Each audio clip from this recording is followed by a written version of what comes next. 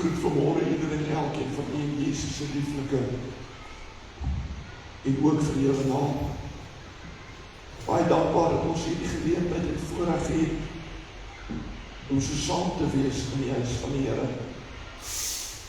My prayer is that the Lord will truly meet with us this morning and speak into our lives. And that by His word we shall be drawn closer and closer to Him. I want to invite you to open your Bibles in the first book of Samuel, the 30th chapter, and we'll be reading from verse 1 to 8. 1 Samuel chapter 30, and we'll be reading from verse 1 to verse 8. In Samuel die 30ste hoofstuk. En ons gaan saam lees vanaf vers 1 tot en met vers 8. In Samuel 30.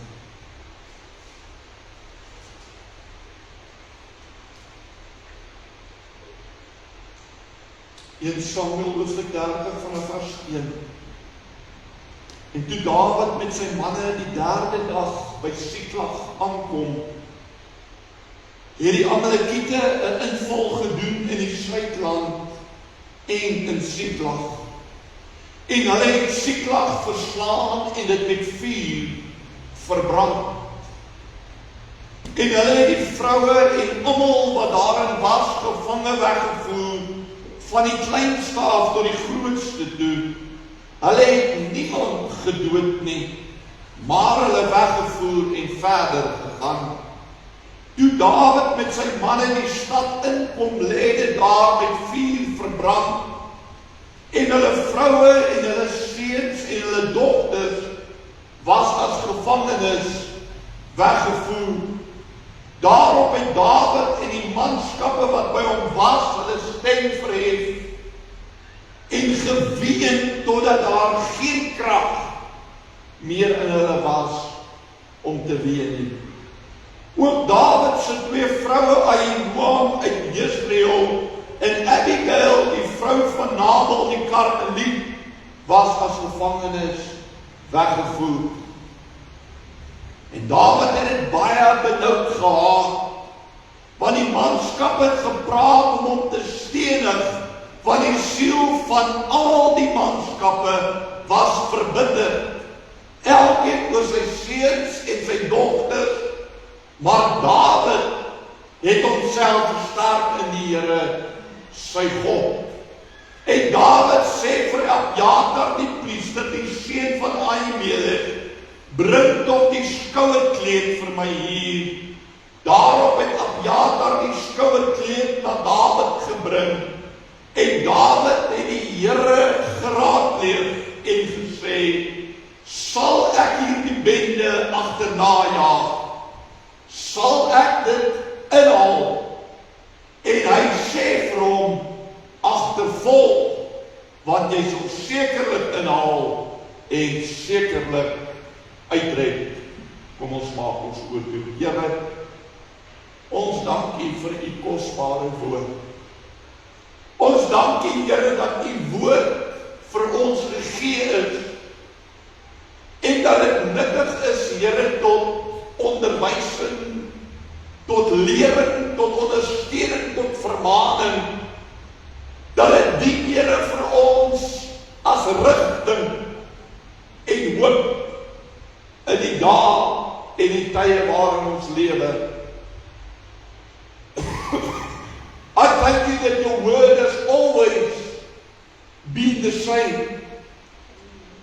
And Lord, that Your word has never changed, but that You use it to fulfill Your will and reveal Your heart, O Lord. This I pray, that You will come today and that You will share with us and that You will speak into our lives. Here, soos ek reeds aan die begin gevra, dat ons harte vrugbaar sal wees. Vrugbare grond om die woord te kan inneem en te kan vrug oplewer. 30, 60, 100voudig in Jesus se naam. Amen. Teksvers is opgeteken in die 6de vers van ons geleesde gedeelte, 1 Samuel chapter 3 verse 6 is our text for meditation today. En Dawid het dit baie benoud gehad. Want die manskappe het gepraat om hom te stenig. Want die siel van al die manskappe was verbitterd. Elkeen oor sy seuns en sy dogters. Maar Dawid het homself versterk in die Here sy God. David was greatly distressed, for the men spoke of stoning him, because the souls of them all were bitterly grieved, each man for his sons and daughters. But David encouraged and strengthened himself in the Lord, his God. Ek wil ons bedien op die tema vandag, waarheen nou? Waarheen nou? Where to now? We've been looking at where are we going? Where are we in our lives? And what is holding us back? And once we consider this, we need to carefully consider and answer, where to now? Where to when everything goes against you? Where to when plans fail? Where to when you feel that you have done everything that the Lord has commanded and expected you to do, but still nothing worked out as anticipated? There is a saying, when life gives you lemons, make lemonade.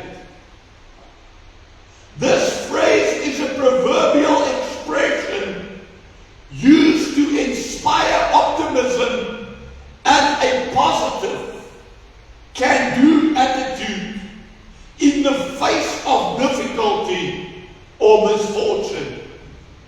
We all, at one point or the other, are faced with difficulty, misfortune, heartache, hardship, struggles, battles, and so forth. Things we do not want in life.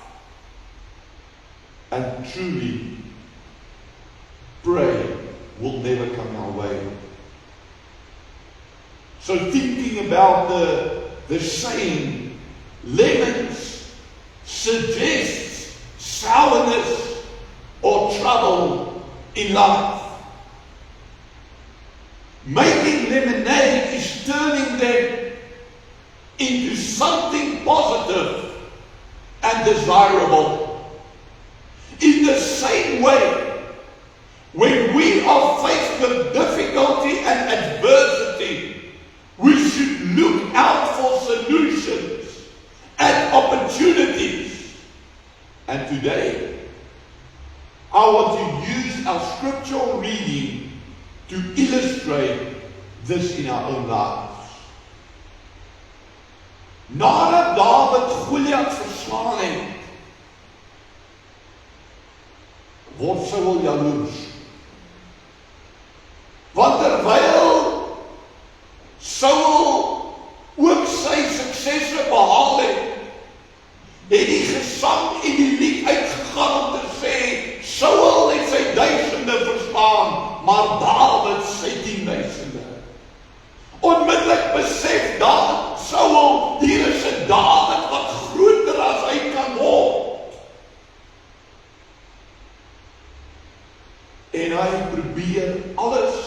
sy vermoë om hierdie bedreiging genaamd Dawid dood te maak. Dawid slaan op die vlug. En ironies besluit hy om homself te gaan voeg by Agis en om hom te dien. Wat was ironies daaromtrent? Die ironie van die saak was dat dieselfde vyand wat Dawid verslaan het, is die een wat dit gaan dien, naamlik die Filistyne. Iets anders wat ons nie uit die oog uit moet verloor wanneer ons hierdie dinge lees nie, is dat toe hierdie dinge met Dawid gebeur het God hom reeds gesalf om die toekomstige of volgende koning van Israel te wees.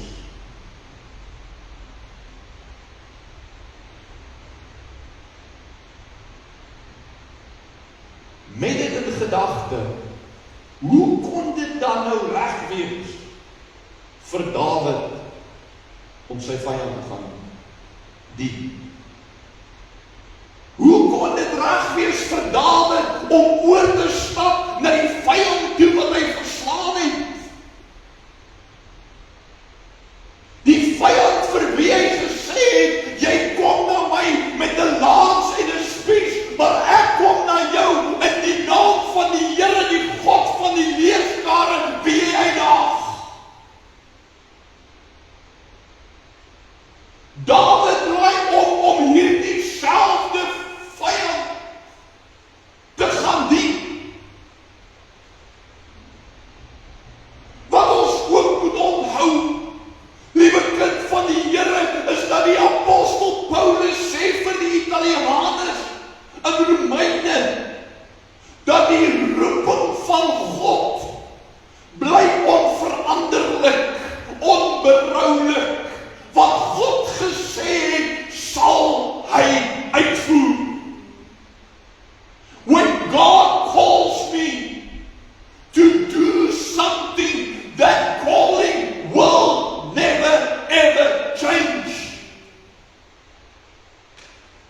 Whether the calling will be fulfilled is a decision I have to make. And for a time in his life, David gave up on the calling. Not only did he give up on the calling, in a certain sense, one may also argue that he gave up on the anointing.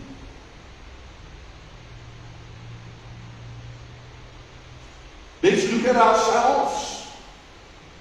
We also hear the voice of the Lord. We understand what God wants,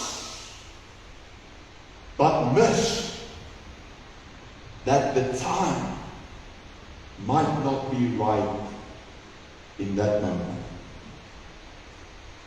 When we hear God's voice, we are encouraged and strengthened, and we want to conquer the world. Because we believe that everything is going to fall into place immediately. This is, however, not how things work.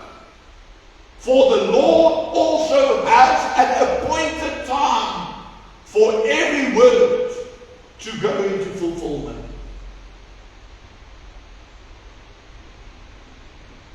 Yes, it's true.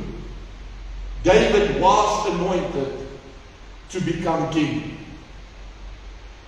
But first, Saul had to step down, or he had to be removed as king. Throughout his life, David acknowledged that Saul was appointed and anointed by God, and that he could not touch. the anointed one. There could not be two kings in Israel. If there were, it would prove division, or it would have brought division. Whereas God stands for unity. David se salwing het hom dus nie verhef bo Saul nie. En as die Here wou hê dat hy koning moes wees, dan moes die Here toelaat dat Saul sy koningskap opgee. En as hy dit nie wou doen nie, dan moes die Here hom verwyder. Ons weet en ons lees in die geskiedenis en reg deur die boek van Samuel dat Saul nie bereid was, dat hy nie gewillig was om die koningskap op te gee of prys te gee. Al het die Here deur Samuel vir hom gesê dat hy die koningskap van Saul weggeneem het, hom verwerp het as koning. Weereens let op, God verwerp nie vir Saul as mens nie, net as koning oor Israel.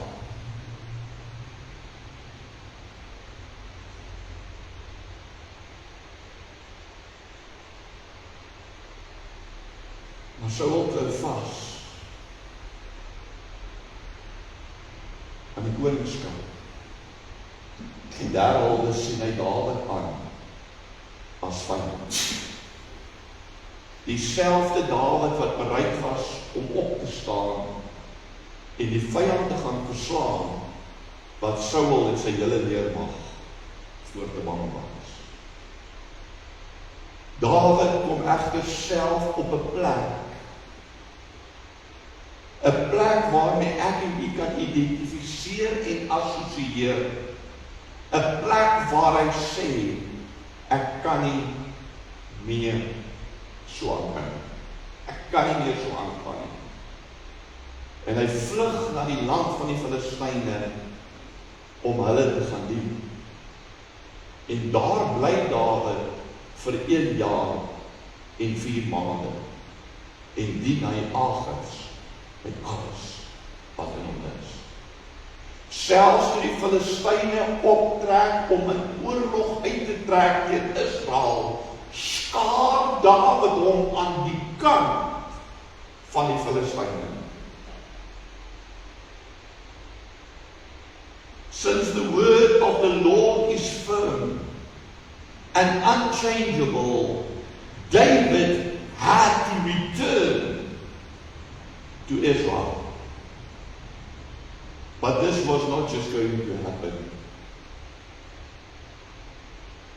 God had to allow it. And this happened when the Philistines went into that battle with Israel. The leaders of the Philistines did not allow David to go with them, and they instructed Achish to send David away. Even though he protested, even though he wanted to know what he did wrong. And Achish acknowledged, David, never ever have you done anything against me. But my leaders would not allow you to go with us in battle. Despite it all, David had to leave the battlefield. What awaited David and his men after this was unthinkable and totally unexpected. Na 3 dae arriveer Dawid en sy manne by Siklag. Die land wat hulle bewoon het, die dorp wat aan hulle behoort het. Maar daar aangekom vind hulle dat daar niks oor was. Siklag was met vuur verbrand. Hulle families en al hulle besittings weg. nie meer daar nie. Dit waarna Dawid hulle toe teruggekom het, was so erg, dat die manne begin huil het, doordat daar geen krag meer in hulle was om te huil. Nie baie van ons het al daardie plek in ons lewens bereik nie, maar soms kom jy op 'n plek waar jy huil, en huil, en huil, tot die trane opdroog, maar jou wese huil steeds, en jou krag is min.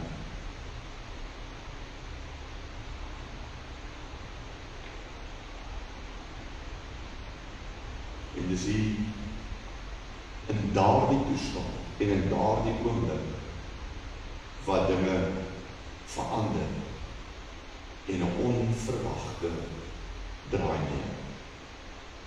David's men followed him. They stuck with him all the time. He was with them, and he led them through so many things. Despite it all, these very same men turned on David. They turned on him to such an extent that David was greatly distressed. Why?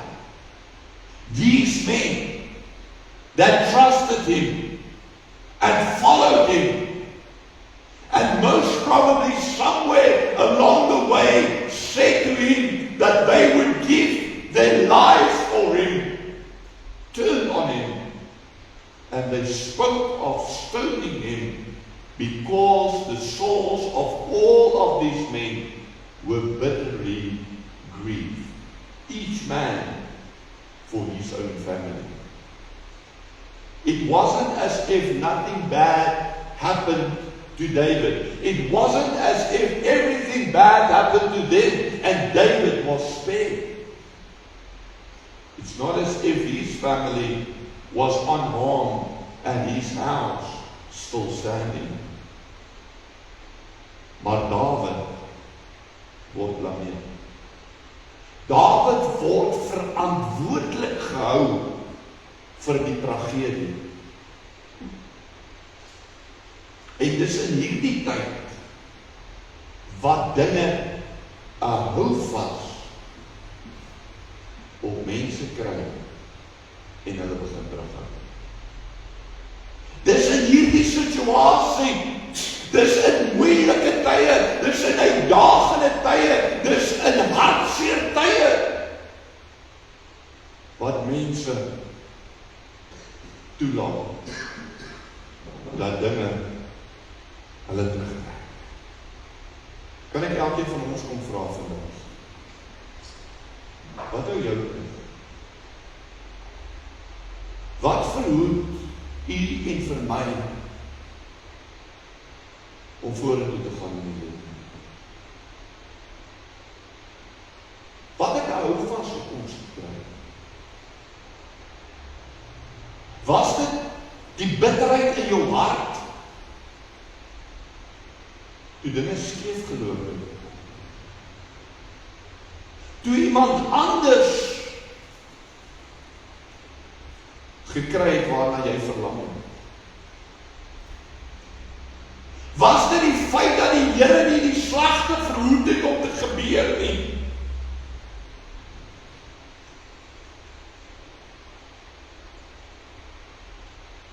Was dit 'n verlies wat jy gelei het?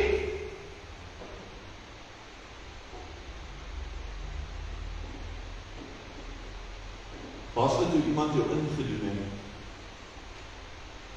Was dit die reaksie van ander mense? Die verwyte of die blaam wat jy nie verdien het nie?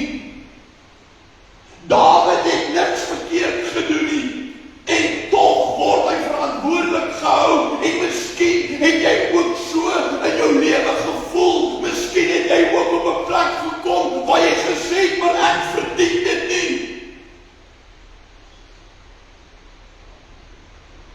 Ek was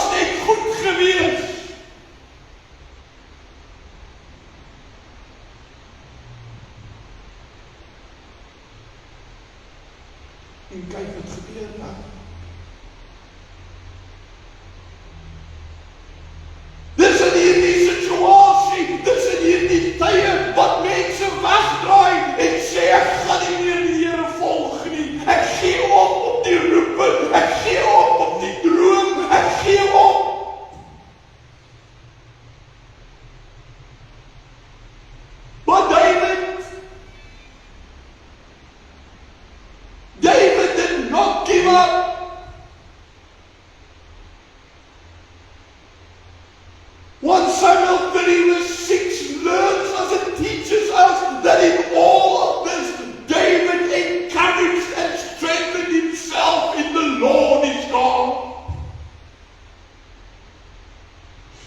He did not allow anything to attach to him, but in fact, instead, he bound himself,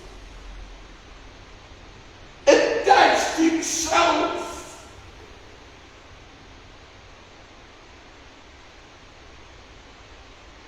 to the Lord, and did not allow anything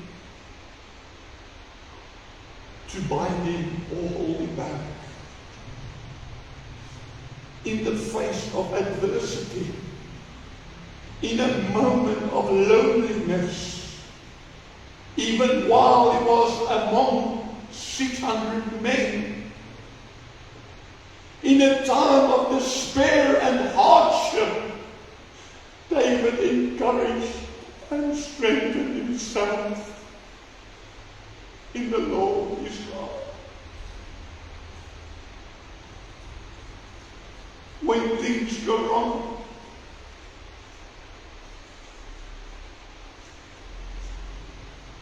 we blame and question the Lord.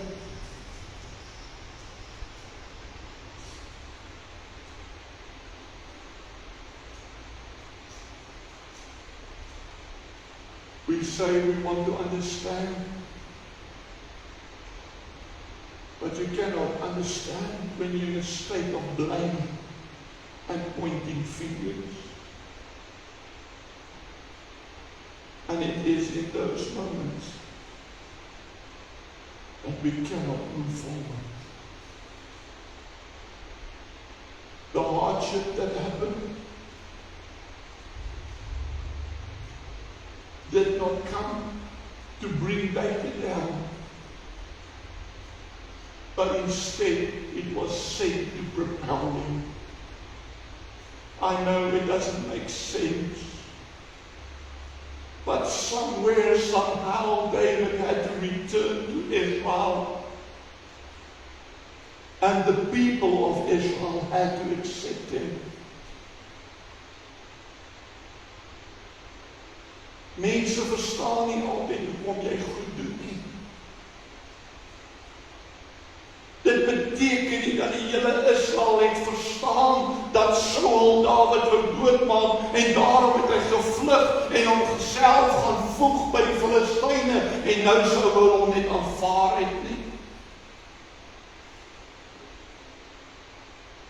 Maar omdat Dawid gebonde was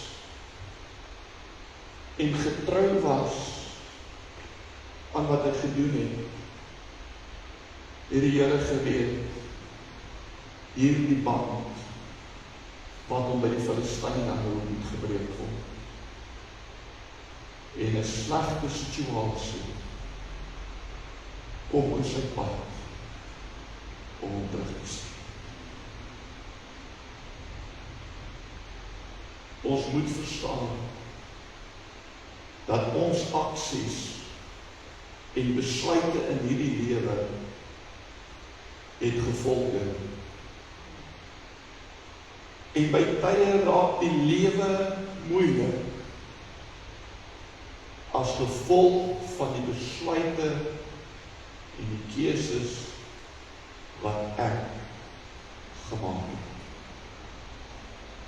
Ek kan nie altyd sê, maar dis hy, of dis sy, of dis die omstandighede, of dis die ekonomie, of dis die politiek, of dis wat en wat nie. Dis so baie keer die besluite en die keuses wat ek gemaak het. En in daardie oomblik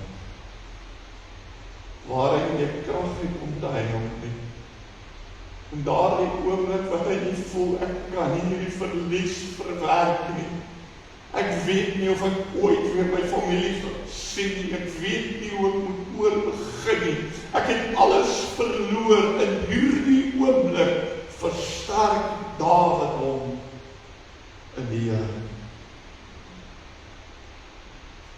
Dit beteken letterlik, hy het hom gaan vasmaak en gaan bind aan God. Om nooit weer losmaking te sien.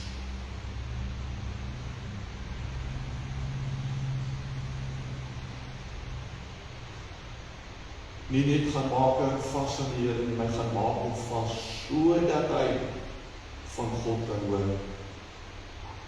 Hy soek rigting. Wanneer die res van die manne sy lees. En dan gaan lees ons die res van hierdie hoofstuk in 1 Samuel 30. En die Here sê vir hom, trek uit, want jy sal inhaal en jy sal red. En hulle trek uit en hulle kry 'n man wat in die veld lê. Hulle voed hom, hulle gee vir hom water. En hulle vra hom, aan wie behoort jy en waar kom jy vandaan? Hy sê 3 dae terug. Was ons Siklag. 3 dae terug het ons 'n inval gedoen en Siklag met vuur verbrand. Dawid is op die regte pad. Sal jy ons afbring na hierdie leer toe? Ja, sy sweer net eers dat julle my nie sal doodmaak nie. En hy bring Dawid af, en Dawid en sy manne verslaan die Amalekiete. En hy bevry hulle families. Hulle kry alles terug wat aan hulle behoort het. En dan keer hulle terug na Israel, waar die woord van die Here stelselmatig in vervulling gekom het en Dawid koning geword het. Where to now? Where to for you and for me? Where to now?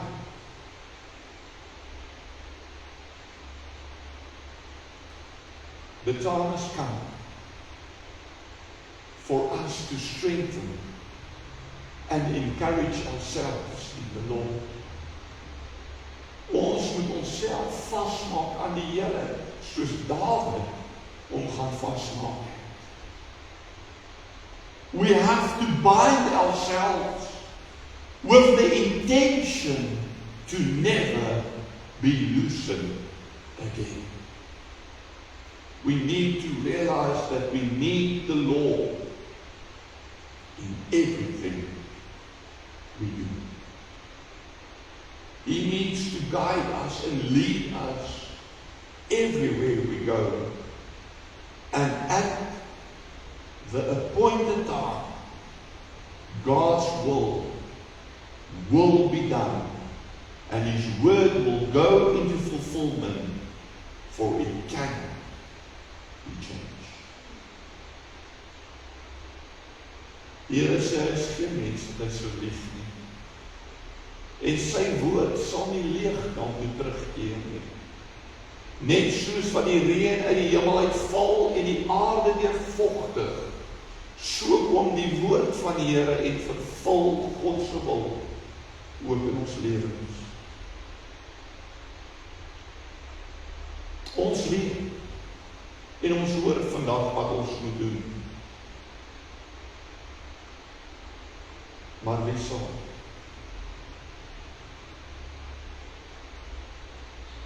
Wie sal? Die tyd van hoor en vergeet is lankal verby. Die tyd van ons het 'n goeie woord ontvang en niks daaromtrent te doen nie, is verby. Die tyd van verskonings maak is verby. Vandag sê die Here vir ons, genoeg.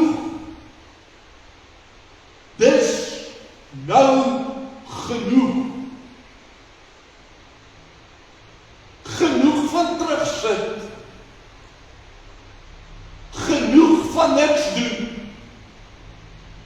behalwe bid. Genoeg van verskonings maak. Dis tyd om op te tree. God soek na mense. Wie 2026 sal hoor en gaan doen. What we need to realize is that God's word is meaningless for as long as we do not act upon it. God's word is meaningless for as long as that we do not act upon it. If you long to know, if you wish to know, if you want to know where to now, if you want to realize where you are in your life and what is holding you back, then encourage and strengthen yourself in the Lord. It is not something someone else should go and do and you merely follow. You should do this yourself. Not as if we all will go into different directions afterwards, but so that we may rise and see how the chains are loosened and fall off, and that we move forward in the word of the Lord while it is coming into fulfillment. Ek en u moet reageer, optree en aksie neem as ons iets van ons lewens wil maak en bruikbaar wil wees vir die Here.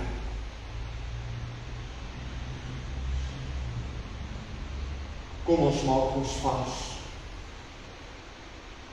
aan die Here en hoor van hom. Ek sluit af vanmôre met 'n woord wat die Here vir Israel gegee het, en ek glo ook vandag vir ons wil sê. Hy sê, ek neem vandag die hemel en die aarde as getuies teen julle, die lewe en die dood, die seën en die vloek het ek jou voorgehou. Kies dan lewe, dat jy kan lewe, jy en jou nageslag. Wat sal jy kies en doen vandag? What will we choose? It is not a choice that you'll make now. It is a choice that you'll make when you leave this building. Every day and every moment of your life. What will you choose? What shall I choose? Let's pray together. Ekskuus, kom ons bid saam. Here, baie dankie vir u woord. Here, u praat in geen onduidelike taal nie. Your word is very clear and direct. And Lord, you wait. Here, u wag in ongeduld. Nie in verwagting of uitkyk nie, maar in ongeduld op ons om te reageer. And I want to pray, Lord, that you will help us to rise and act, to receive your word and apply it, to go out and do as you call us to do, and that you will help us to come to the place where your word and your calling over our lives will go into fulfillment, so that each one of us and all others may see that you are true to your word. En Here, soos wat Nebukadneser en soveel ander konings erken het, dat almal sal erken dat U alleen God is. Bo in die hemel, onder op die aarde en steeds leef. Wees die naprediker van hierdie woorde dadelik in ons harte en help ons, Here, wanneer ons hier uitgaan, om werk te maak van U woord en dit toe te pas tot U verheerliking en heiliging van die grote naam. Ek bid dit in Jesus naam. Amen. Dankie dierbares, gaan in vrede. Die Here seën u.